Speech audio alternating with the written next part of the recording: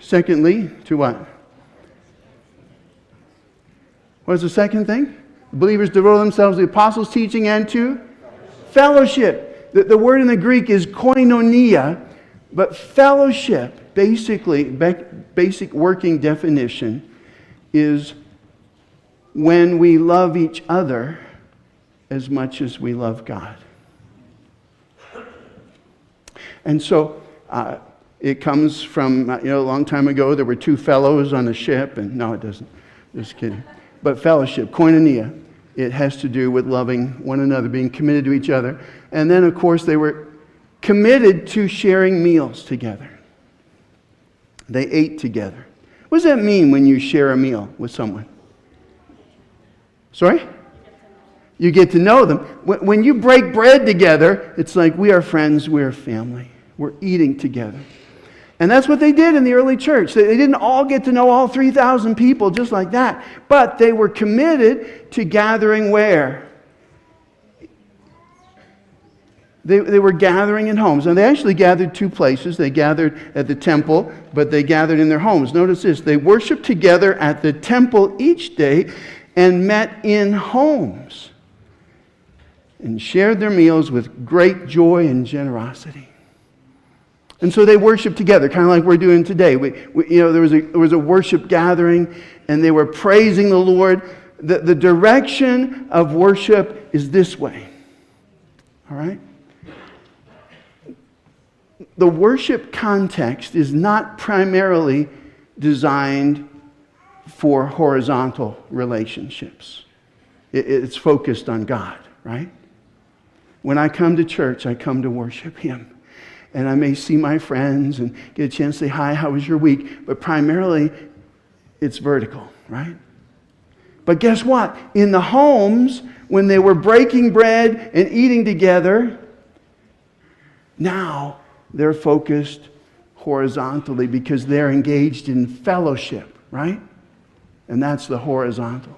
So that's what the early church did. I want to submit to you that if the early church did it, it's probably a good idea for us to do it today. Would you agree?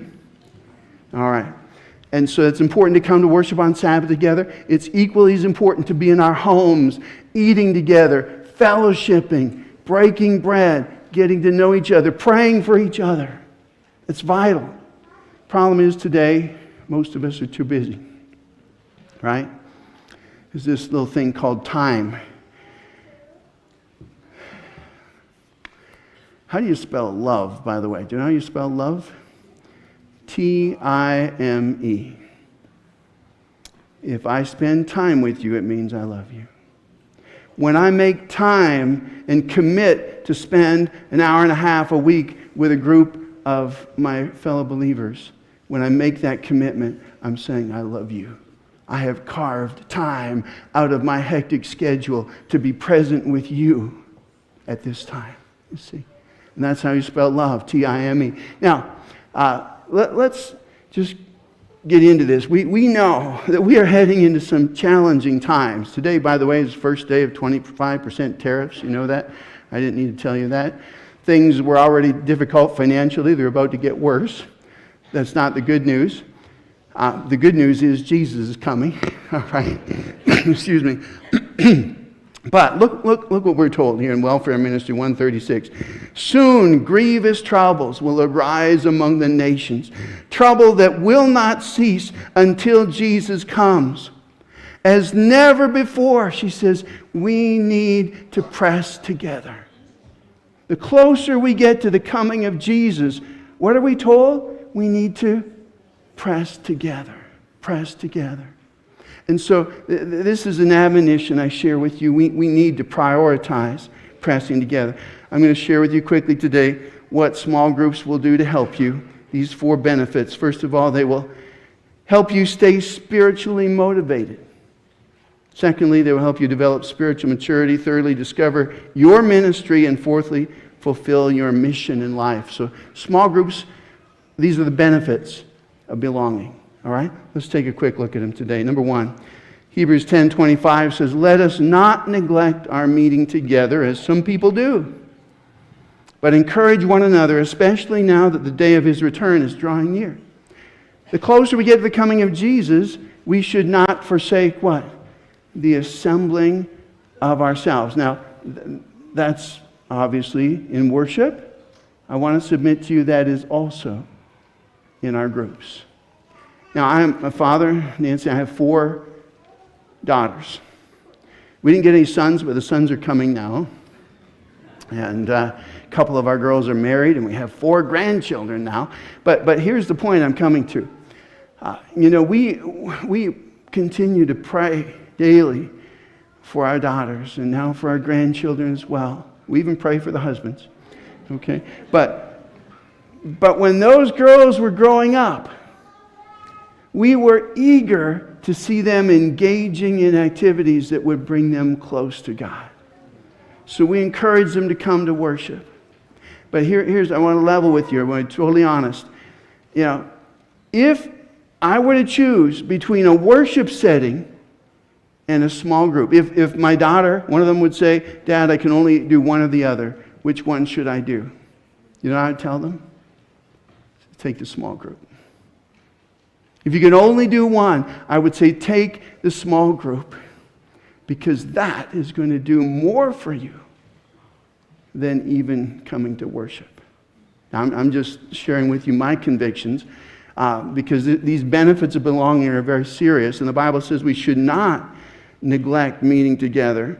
Now, look at this. Just take a look at this. Christ's plan for the church. I'm going to run several Bible verses by quickly here. I want you to notice what they have in common. 1 John 1:7, have fellowship with one another. By the way, these are all imperatives. In the New Testament, we are told that we should do certain things. They're commands, they're imperatives. First one is, have fellowship with one another. Second one, greet each other. Thirdly, love one another. Fourthly, accept each other. 5, be devoted to one another. 6, be kind and compassionate to one another. These are just some of the things that the Bible is saying that we need to do for each other or to each other. I often call these the one another texts. You look them up. There's actually over 40 texts in the New Testament telling us what we should do for each other. And it's very clear that Christ's plan for the church is that we are committed to one another in love. That we accept each other, we love each other, we encourage each other. Does that sound good, by the way? I hope it does. I mean, that's Christ's plan. But let me ask you. This is, I'm going to ask you to raise your hand here. You've got 2 options here. Large gatherings or small groups. Now, in which context can you best encourage one another? In the small group or the large gathering? How many of you think the large gathering is the place you can best encourage one another? How many of you think small groups are the place you can best encourage one another? Okay, I would agree. And now, of course, the Bible also says, love one another. What's the best context to love one another? Is it small groups or large gatherings? How many would you say large gatherings? Not too many. How many of you say in small groups? I think you get the point. These imperatives. The New Testament says we need to do this. We need to encourage each other and love one another and all these things. And the place we can do it best, the context in which we can do it best, is a small group. Because there are benefits of belonging. The Bible says share each other's burdens. And in this way, obey the law of Christ. I remember a young woman back, I won't say which city, was not here in Alberta. She had just gone through a divorce. She was 30-ish, had a child. Her marriage had ended. It was one of those ugly divorces. She was attending a small group. And in this group, I will never forget the day that with tear-filled eyes, she looked at the people around the room. She said, I could never have gotten through this last year without you. Without your love and your support and your encouragement, I never could have done it. Thank you. Thank you, she said. That's what happens in small groups, right? It may or may not happen when you come to worship, but it happens in small groups.